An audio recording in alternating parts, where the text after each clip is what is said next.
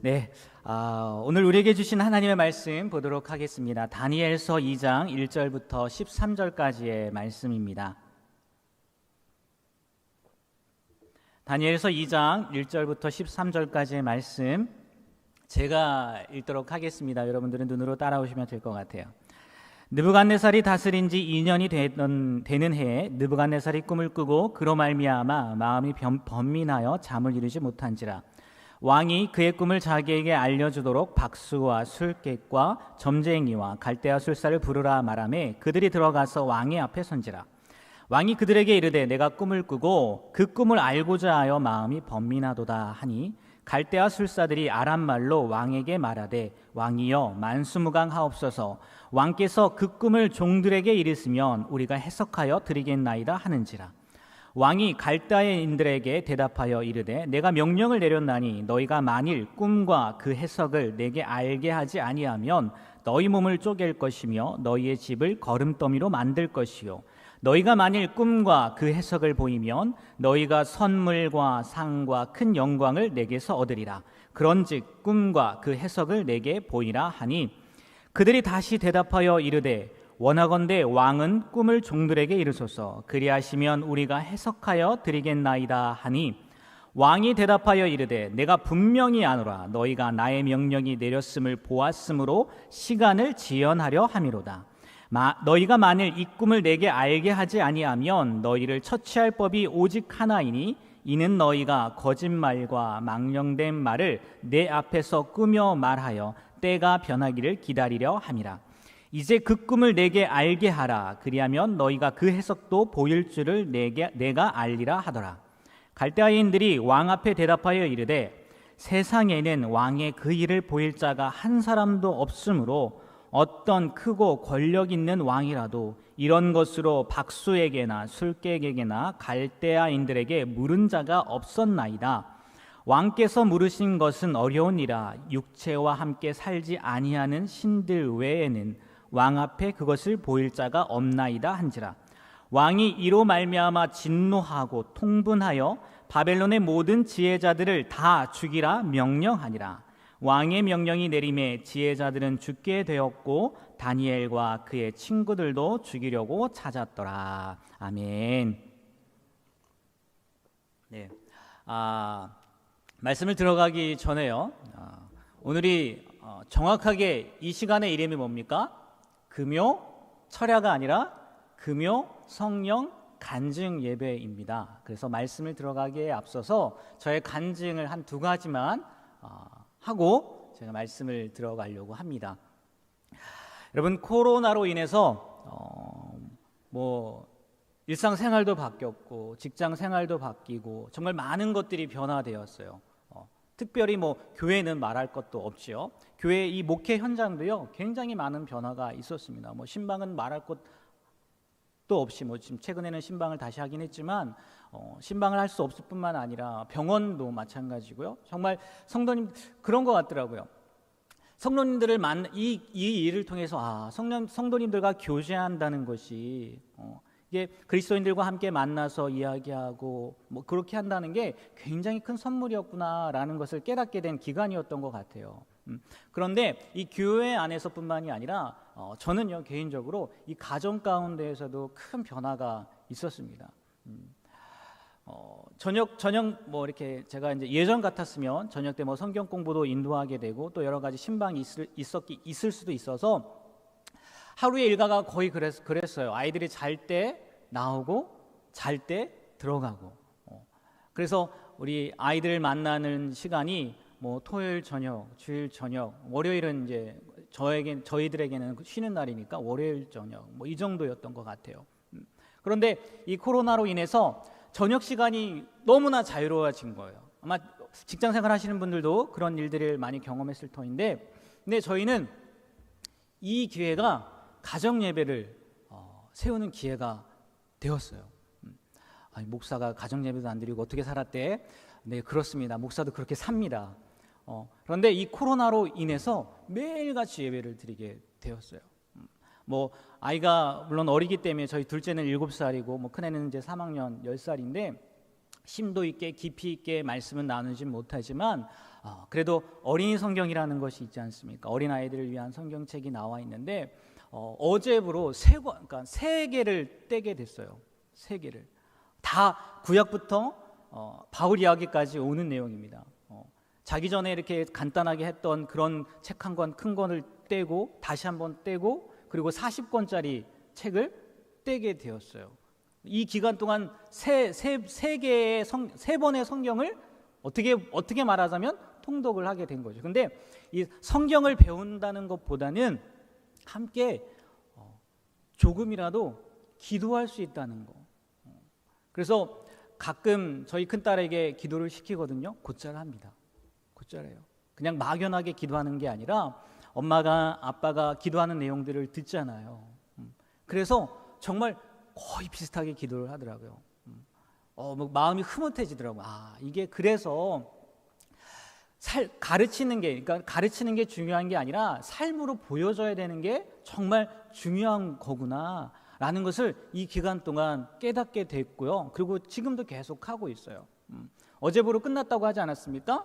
이미 다른 책을 한 권 사왔어요. 그래서 이제 오늘 급여철 하니까 하지 않고 이제 내일 그 책이 다시 들어갈 거예요. 그럼 4번째 성경이 들어가는 거예요. 이게 개인적인 저희 가정사에 대한 간증입니다. 그리고요, 이것뿐만이 아니라 또 하나 간증할 것이 있는데 코로나로 인해서 성도님들을 많이 못 만났잖아요. 주일은 아랑곳하고 정말 많이 못 만났단 말이에요. 그리고 제가 보니까 저희 가정도 이 코로나 기간 동안 좀 어려운 일들이 지금도 어려운 일 가운데 있긴 하지만 가정에 좀 문제가 생겼거든요. 근데 그런 문제가 생기다 보니까 저만 보는 게 아니라 성도님들이 다시 보이게 되더라고요.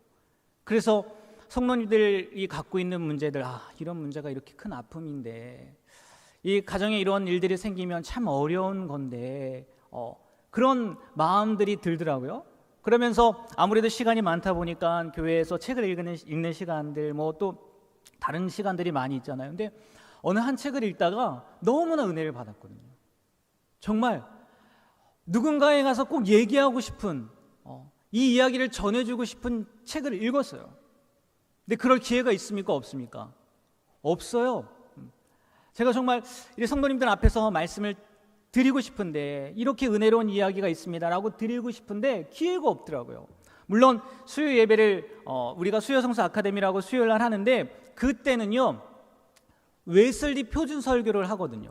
그래서 제가 받은 은혜가 아니라 그 책에 나와 있는 말씀을 전하는 거기 때문에 그걸 나누지 못하겠더라고요. 또 새벽에 가끔 기회가 주어지지만 새벽도 15분 정도밖에 말씀을 못 전한단 말이에요. 그리고 우리가 알다시피 새벽은 한 장씩 말씀을 이어가잖아요. 제가 정말 이 본문을 택하고 이렇게 전하고 싶은 말씀을 전하지 못했단 말이에요. 그러면 뭐가 남았습니까? 금요철야가 남았잖아요. 금요철야가. 담임 목사님께서 주일을 전하라고 하시겠어요? 아니잖아요.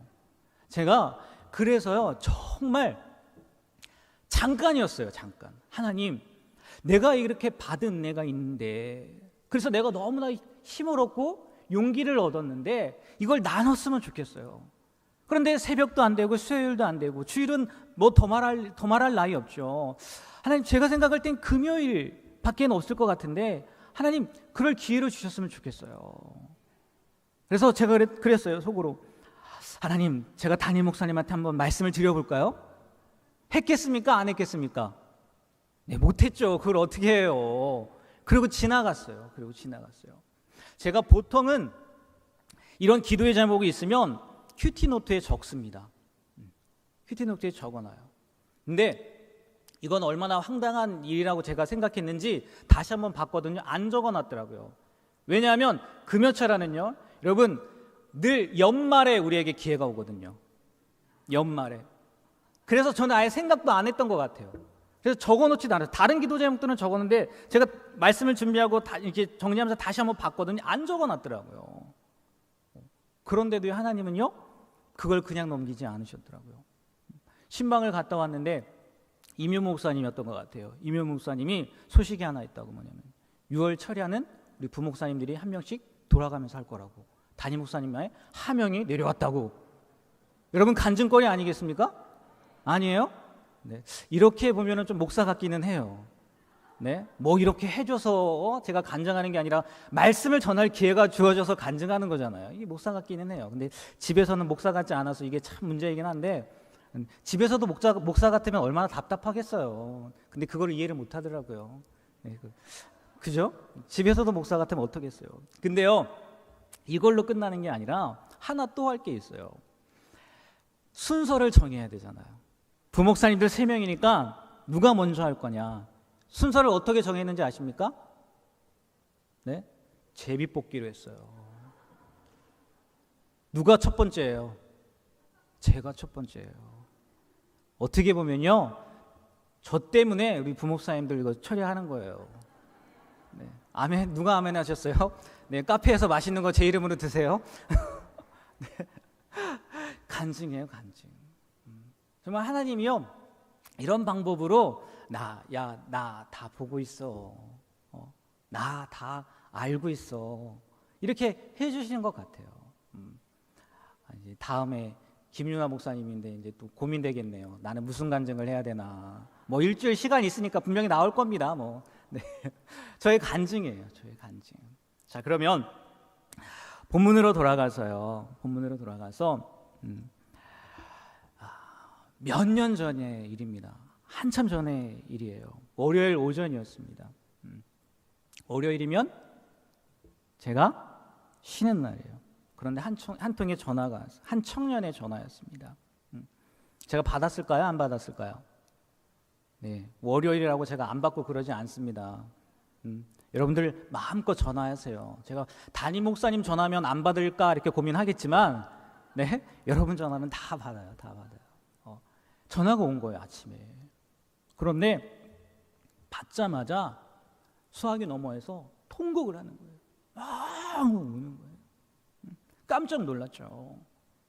그래서 급하게 제 방으로 들어가서 이야기를 들었어요. 도대체 왜 그러나. 뭐 자세한 얘기는 못하겠지만 어떻게 해야 하느냐는 거예요. 자기 좀 살려달라는 거예요. 자기 좀 살려달라고. 목사님 저 좀 살려주세요 하고 막 우는 거예요. 도대체 무슨 일인데 얘기 좀 해봐. 이런저런 이야기들을 합니다. 그런데요, 그때 제가 무슨 생각이 들었는지 아세요? 감사하다는 생각이 들더라고요. 감사하다. 제가 목사라는 게, 아니 그 청년에게 목사로 여겨졌다는 게, 그래서 저한테 전화해서 제가 살려줄 수 있겠습니까? 제가 그 문제 해결할 수 있겠어요? 제가 누구라고 그 문제를 어떻게 해결을 합니까? 또 이런 얘기하면 또 이제 성도님들 가운데 걔가 누구 자식일까 막 이렇게 생각을 하시는 분들이, 여러분 생각하지 마십시오. 제가 지금까지 봐왔는데요, 청년들도요 야가요. 그래서요 자기 부모님이 교회 다니잖아요. 자기 얘기 안 해요. 안 해요. 왜? 행여나 우리 부모님한테 얘기 들어갈까 봐 안 하더라고요. 이 청년인 몰랐던 거야, 그거를. 뭐 그렇다고 해서 제가 얘기하거나 그러진 않았어요. 근데 정말 감사하게 느껴지더라고요. 나한테 전화를 해줬다는 게. 그래서 정말 그 청년은 황당하게 생각했겠지만 저는요 오히려 감사하다고 했어요. 물론 살려달라고 목사님 나 죽겠어요 그러는데, 야 감사하다 이렇게 생뚱맞게 하진 않았죠. 다 이야기를 듣고 뭐 무슨 일이 있었는지 다 설명을 듣고 이런저런 얘기하다가 마지막에 가서 얘기를 한 거죠. 나는 네가 나에게 전화해 준 게 너무 고마워. 너는 나한테 살려달라고 전화했잖아. 나는 너 때문에 내가 살아있는 것 같아. 내가 살 수 있었다는 거, 살 수 있는 이유가 생긴 것 같아. 너무 고마워, 너무 고마워 이렇게 얘기를 했거든요. 근데 이 얘기를 하려고 하는 게 아니라 그 청년이 이야기 가운데 마지막에 이런 얘기를 하더라고요. 아니 마지막이 아니에요. 그냥 계속해서 그 말 가운데 들어있는 얘기는 뭐냐면, 이 고통이 하나님으로부터 온 거냐는 거예요. 하나님이 우리를 사랑하시는데, 하나님이 선하신 분인데 왜 이런 문제가 나에게 왔느냐는 거예요.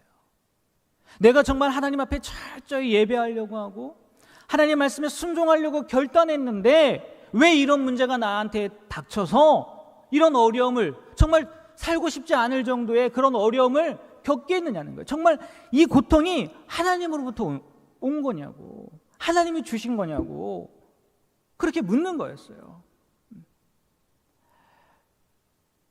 여러분, 만약에요, 이 고통이라는 것이, 우리의 문제, 우리 가운데 있는 문제라는 것이 하나님의 계획 안에 있다면은 그게요, 견디는 것이 의미가 있고 감당하는 것이요, 감당할 힘도 생길 것 같아요.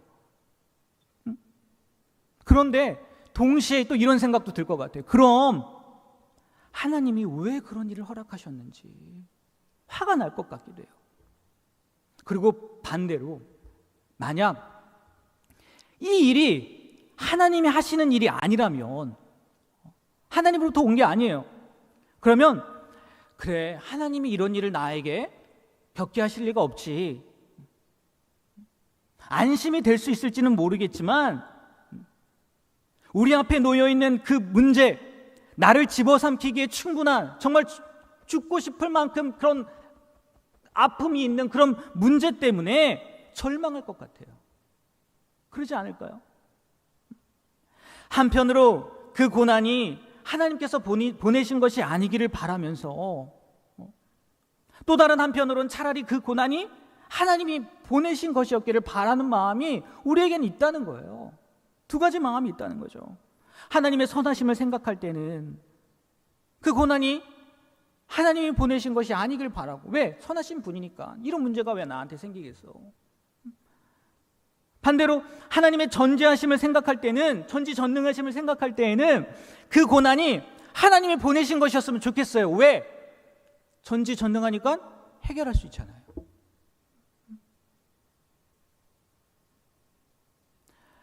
오늘 본문으로 들어가 보면요, 느부갓네살이 왕위에 오른 지, 그러니까 아마 든든한 그 전 선왕이 이제 물려졌겠죠. 그리고 나 2년이 지났어요. 혼자 다스리기 시작한 지 2년이 지났습니다. 근데 무슨 일이 벌어집니까? 꿈을 꿨어요. 꿈을. 그것도요, 악몽인 것 같아요. 좋은 꿈은 아닌 것 같아요. 뭐 여러분 꿈의 내용은 다 알고 계시지만 좋은 꿈은 아닌 것 같아요. 문제는 뭡니까? 분명히 꿈을 꿨는데 기억이 안 나는 거예요. 그리고 불길하고 불안해요. 그래서 느부갓네살 왕이 어떻게 합니까? 온 나라의 박사와 술객들을 부릅니다. 점쟁이들을 모두 불러들여요. 그러면 불린 사람들이 뭐라고 얘기합니까?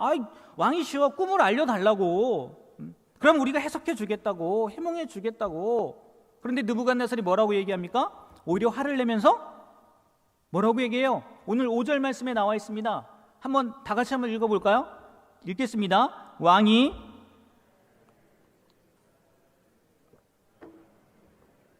너희가 만일 꿈과 그 해석을 내게 알게 하지 아니하면 너희 몸을 쪼갤 것이며 너희의 집을 거름더미로 만들 것이요. 이렇게 얘기하는 거예요. 요즘 말로요, 이걸 뭐라고 할까요? 갑질이라고 하는 거죠. 갑질의 극치입니다. 말도 안 되는 요구 아닙니까? 말도 안 되는 요구잖아요. 그런데 한편으로요, 어느 정도 느부갓네살이 이해는 돼요. 무슨 꿈이었는지 확실하진 않지만 그 꿈이 자기의 권력, 뭐 그런 거와 관계 있는 꿈이었던 것 같은 느낌이 드니까 말할 수 없이 불안하잖아요. 불안하단 말이에요. 이거는 마치 교인들이 목사님에게 답이 없는 걸 알면서도 왜 하나님이 나에게 이런 고난을 주셨는지 그렇게 묻는 심정과 다르지 않을 것 같기는 해요. 뭐 교인들에게는 힘이 없고 느부갓네살에게는 힘이 있었다는 것만 다르겠죠. 좀 더요, 사실적으로 표현하면요, 잘 생각해 보십시오. 이 느부갓네살 왕은 자기의 운명, 아니면 나라의 운명, 그것을 알기 위해서, 혹은 그 운명을 바꿔서라도 자기의 권력을 지키기 위해서 공을 들여서 술사를 세운 거고요, 점쟁이들을 세운 거고요, 박사들을 세운 거예요. 그들을 뒷바라지한 거라고요. 그냥 매긴 겁니까? 그냥 그 사람들을 세운 거예요? 아무 의미 없이요? 아니에요. 그 사람들을 통해서 미래를 예견하고 싶은 마음도 있었고 준비하고 싶은 마음들이 있어서 그들을 세운 거라고요. 아니겠습니까? 여러분, 이유 없이 박사와 술객들과 점쟁이들을 세웠겠어요? 자기의 권력을 위해서 세운 거 아니겠습니까? 혹시 모를 일들에 대해서. 그리고 그들을 높이 평가를 했단 말이에요. 그런데 위기감을 느끼고 불안에 떠는 그에게 지금 이 사람들이 도움을 주는 거예요? 안 주는 거예요? 도움을 안 주잖아요. 도움은 주진 못할 망정 꿈을 알려달라는 거예요. 꿈을. 그러니까 화가 나죠. 하지만 여기 술객들도 이야기하지만 그 당시에 박사들도 이야기하지만 그게 가능할 리가 있겠습니까? 가능하지 않죠. 그러니까 그들이 하는 일이 뭡니까? 왕을 설득하는 거죠. 뭐라고요? 꿈을 알려달라고. 왕이 거기에 설득당합니까? 안 당하죠. 결국은 무슨 명령을 내려요? 모든 지혜자들, 박사들, 술객들, 점쟁이들 다 죽이라고 명령을 내립니다. 왕의 편에서는요, 이들은요 밥만 축낸 사람들이에요. 자기 재산만 축낸 사람들이라고요. 최고의 음식으로 대접하고 최고의 공부를 할 수 있도록 온갖 혜택을 줬는데 이 위기는요 해결해 주지 못하는 거예요. 이 문제를요 해결해 주지 못하는 거예요. 비단 이 문제는요 그 나라의 박사와 술객들에게만 온 게 아니었어요. 누구에게도 옵니까? 다니엘과 세 친구들에게도 오죠. 왜? 그 중에 한 명이었으니까. 인생은 세웅지 말라고 특별히 선택되어서 왕궁에서 호화롭게 그렇게 대접받고 공부에 전념하게 되었던 다니엘과 세 친구였는데, 그래서 동족에게 어쩌면 미안할 만큼 복된 삶을 살았는데 이것이 지금 그들에게 뭐예요? 죽음으로 가져갈 문제가 된 거죠. 그때 다니엘이 뭐라고 얘기합니까? 네? 다니엘이 뭐라고 해요? 자신을 왕에게 데려가 달라고 하죠. 그러면 꿈을 해석해 주겠다고 해요. 정말 대단한 배짱이죠. 그런데 어떻게 보면요, 이건요 어쩌면 믿음이 아니라 임기응변일 수도 있어요. 다른 눈으로, 다른 시각으로 보면. 왜요? 다니엘이 왕의 꿈을 알았어요, 몰랐어요? 몰랐어요. 알았습니까? 몰랐다고요. 그리고 그 뒤에 말씀 보면 어떤 내용이 나오는지 아십니까? 다니엘도요 결국은 왕한테 뭐라고 얘기하는지 아세요? 시간을 달라고 해요. 아닙니까? 제가 거짓말하는 거예요? 말씀 보십시오. 시간을 달라고 해요. 그러면 해석해 주겠다고 해요. 감사하게도 느부갓네살은 조금 더 시간을 주죠. 지나고 보면 이것도 기적이면서요 틀림없는 하나님의 섭리였습니다. 시간을 연장한 다니엘은요 그제서야 새 친구를 찾아가서 이야기합니다. 다니엘 2장 18절에 나와 있는데 오늘 읽지 않았지만 뭐라고 나와요? 뭐라고 나오냐면 하늘에 계신 하나님이 이 은밀한 일에 대하여 불쌍히 여기사 우리가 죽임을 당하지 않게 하시기를 기도하자 얘기해요. 그제서야 기도하자고 얘기한다고요.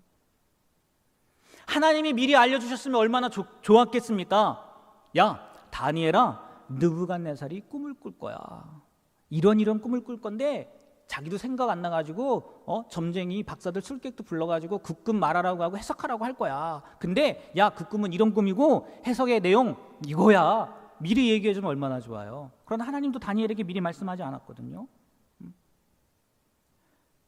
모르겠어요. 다니엘이 여유 있게 그 느부갓네살 왕 앞에 나아가는지 안 나가는지 나와 있지 않지만 중요한 것은 다니엘도 몰랐어요. 아무것도. 무슨 꿈이었는지 어떤 내용이었는지 몰랐어요.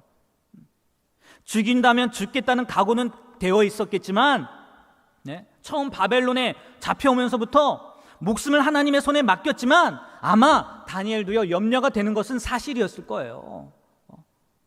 그런데 다니엘이 분명히 알고 있는 것 하나가 있었다는 거죠. 그게 뭔지 아십니까? 하나님의 계획도 그들의 미래도 느부갓네살의 꿈 내용도 아무것도 몰랐지만 다니엘이요 하나는 분명히 알고 있었어요. 그게 뭔지 아십니까? 이 문제는 느부갓네살에게 온 게 아니라 누구로부터요? 하나님으로부터 온 거라는 거. 물론 이 사실이요, 이건 하나님으로부터 온 거야, 그걸 아는 사실이요, 다니엘에게 있는 불안과 두려움으로부터 자유하게 하지는 않았지만 그로 하여금 절망하지 않고 기도하며 하나님의 도우심을 기다리게 하기에는 충분했다는 거죠. 이 문제는 하나님께로부터 온 거다. 여러분은 어떻게 생각하세요?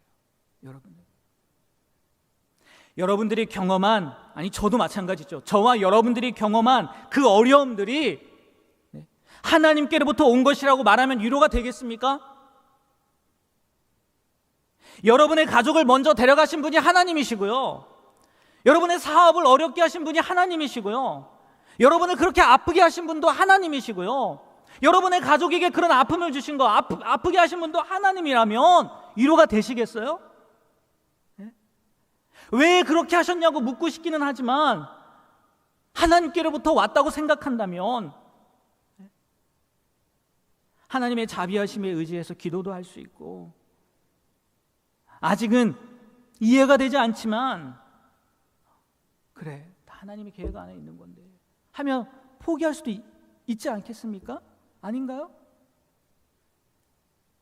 반대로 하나님이 그렇게 하셨다는 게 도저히 이해되지 않고 실망스러울까요? 아니면 하나님의 마음은 그렇지 않은데 내가 잘못해서 벌을 내리신 거고, 하나님도 어쩔 수 없는 악한 세력 때문에 내가 희생양이 되었어. 그렇게 희생양이 된 것이라고 한다면 몰라도 하나님이 다 알고 계셨는데도 이런 일들이 내게 일어난 것이라고 한다면 그 아픔과 고통 때문에 분노를 느끼시겠습니까? 여러분은 어떠세요?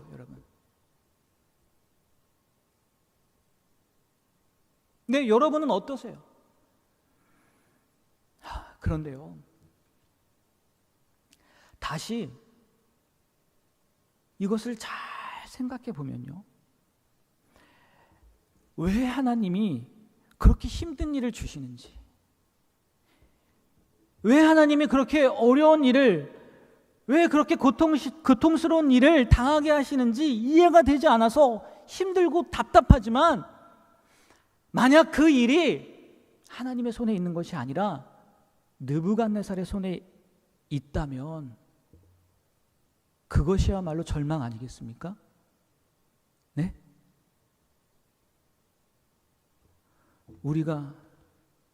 내가 겪은 장애나 문제, 어려움, 아픔도 마찬가지 아닐까요?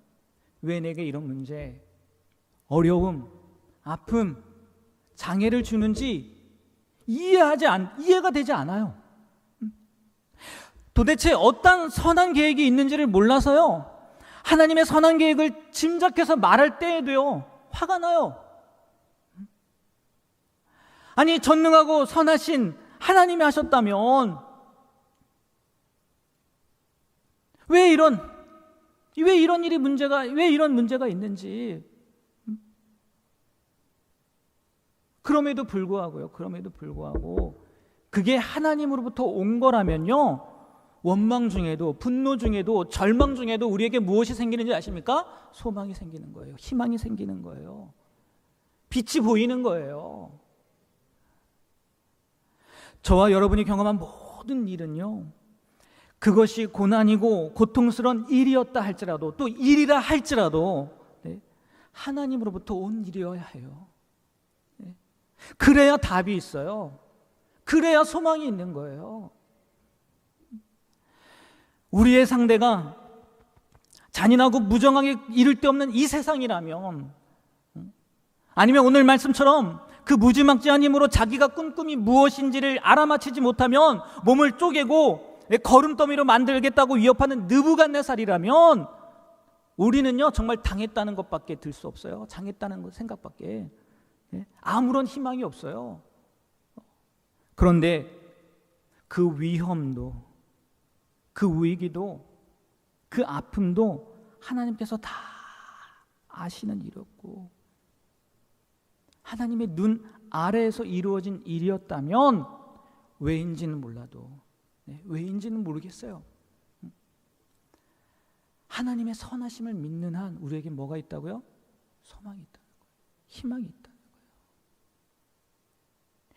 여러분, 하나님이 여러분을 그렇게 힘들게 만드셨다는 말이 아닙니다. 네? 그 아픔에도 하나님의 계획과 뜻이 있었다는 말이에요. 오해하지 마세요. 네? 하나님이 왜 나를 이렇게 힘들게 만드셨어요? 하나님 왜 나를 이렇게 고통스럽게 하셨어요?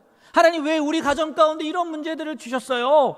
네? 그렇게 힘들게 만드셨다는 게 아니라 그것만 생각하지 마시고요. 그 아픔에도, 그 슬픔에도, 그 고통에도 뭐가 있다고요?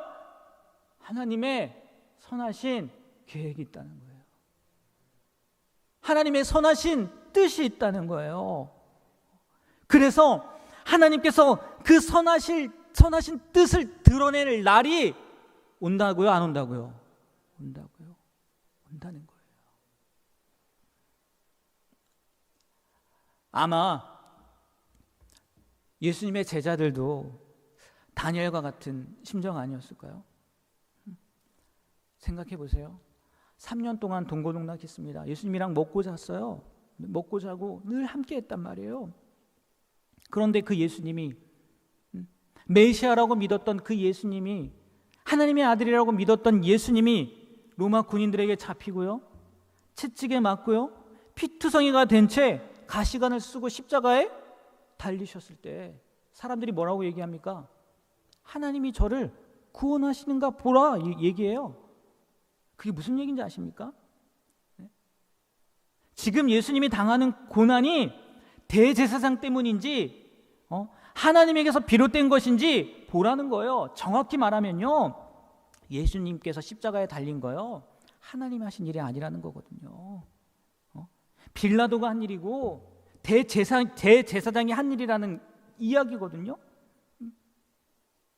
그래서요, 사람들에게, 아니 어쩌면 제자들에게도요, 예수님의 죽음은 뭡니까? 절망, 패배였다고요. 그러니까 다 흩어진 거 아니겠어요? 다 도망간 거 아니겠어요? 심지어 부인한 거 아니겠습니까? 그런데 그게 절망이었고 패배였습니까? 아니잖아요. 아니잖아요.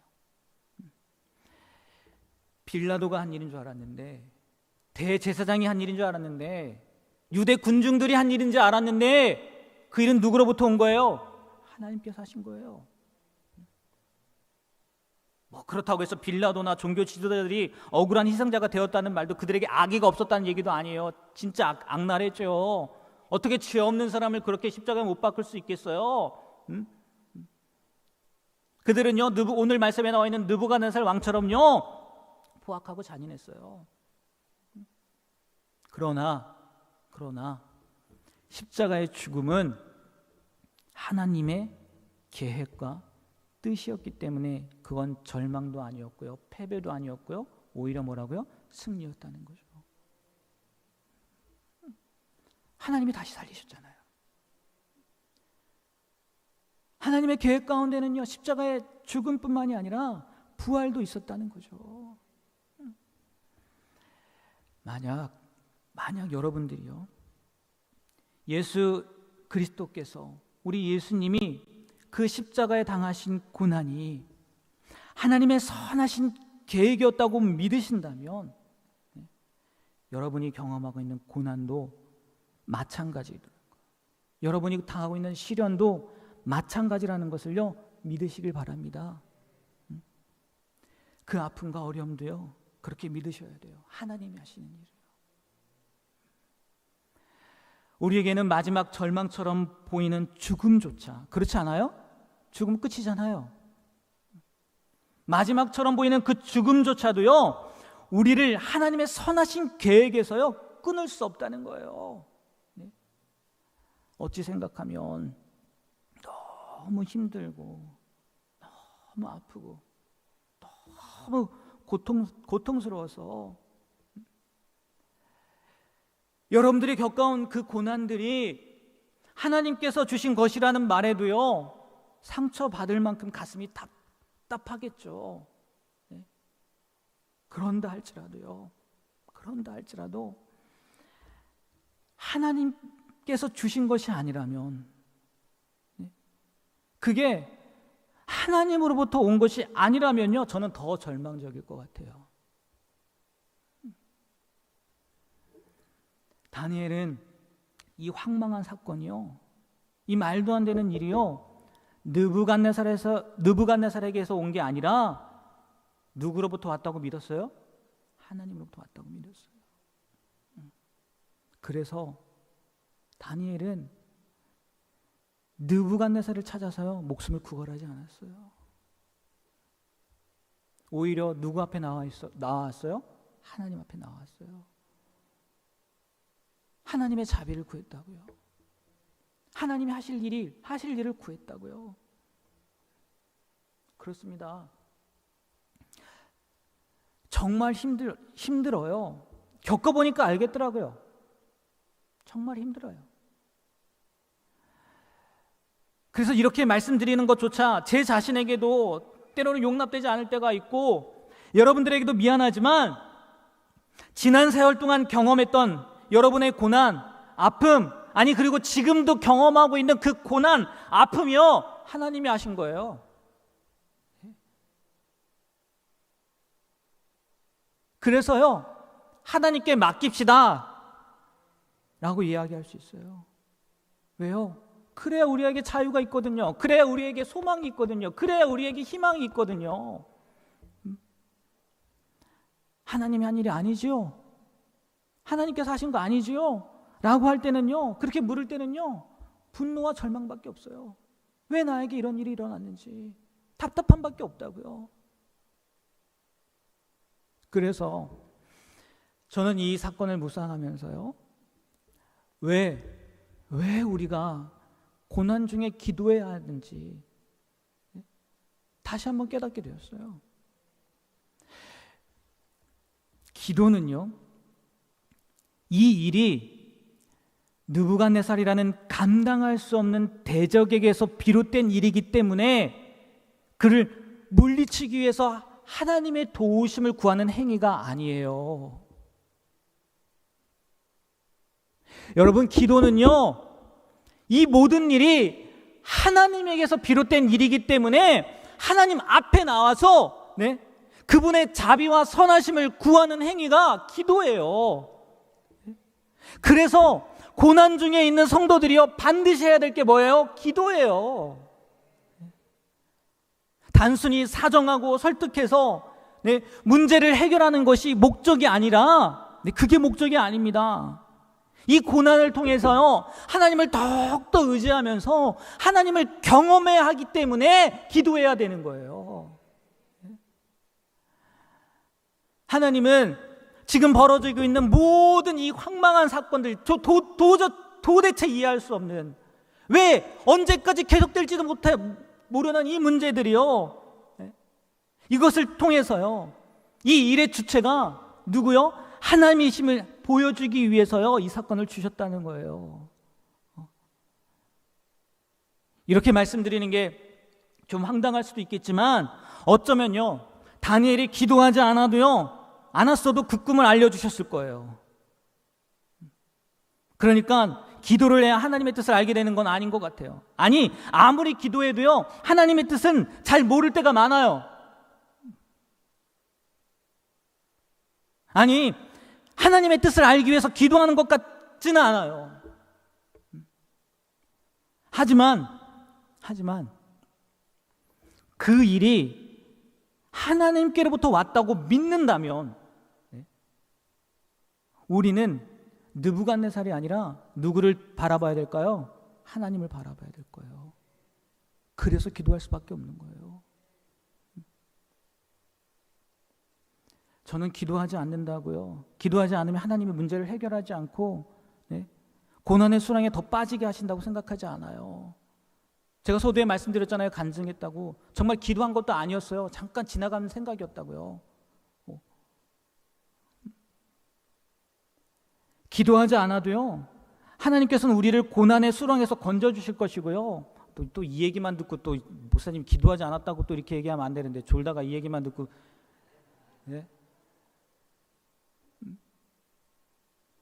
기도하지 않아도요, 하나님께서는요, 하나님의 선하신 뜻을 이루실 거예요. 다만 네? 저는 모든 일이 하나님께로부터 왔음을 믿는다면 기도하지 않을 수 없다는 거죠. 네? 여러분, 모든 것은요, 느부갓네살의 손이 아닌 누구의 손에 있다고요? 하나님의 손에 있습니다. 앞으로 하나님께서 저를 정말 힘들게 다루지 않으셨으면 좋겠어요. 거칠게 다루지 않으셨으면 좋겠어요. 부드럽게 오냐 이렇게 해주셨으면 좋겠어요. 네? 그러나 그리 아니하실지라도 다른 누구가 나를 다루는 게 아니라 하나님만이 저를 다뤄주셨으면 좋겠어요. 하나님만이 여러분을 다루어 주셨으면 좋겠어요.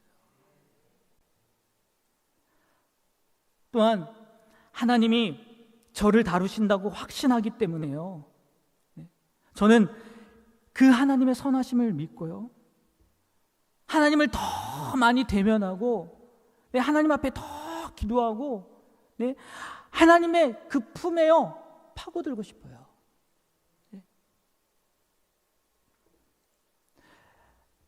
우리가 받은 고난의 칼자루요, 느부갓네살이 아닌 우리 하나님이 지고 계십니다.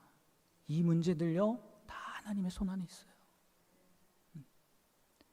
절망의 끝자락에도요, 우리에게 소망과 위로가 되는 것은 느부갓네살이 아니라 하나님이 하신다는 확신입니다. 그래서 정말 저 한 치 앞도 몰라요. 앞으로 어떠한 일이 일어날지 저의 앞일도 모르고요, 여러분의 앞일도 몰라요. 하지만 자신 있게 여러분들에게 말씀드릴 수 있어요. 오늘 말씀의 제목이에요. 뭐라고요? 잘 될 겁니다. 괜찮을 거예요. 여러분, 잘 될 거예요. 여러분, 괜찮을 거예요. 왜요? 하나님의 손 안에 있으니까. 우리는 하나님 만나면 돼요. 우리는 하나님 만나면 돼요. 그거면 돼요. 여러분, 이 사실을 믿으시길 바랍니다. 다시 한번 말씀드릴게요. 잘 될 겁니다. 여러분, 괜찮을 거예요.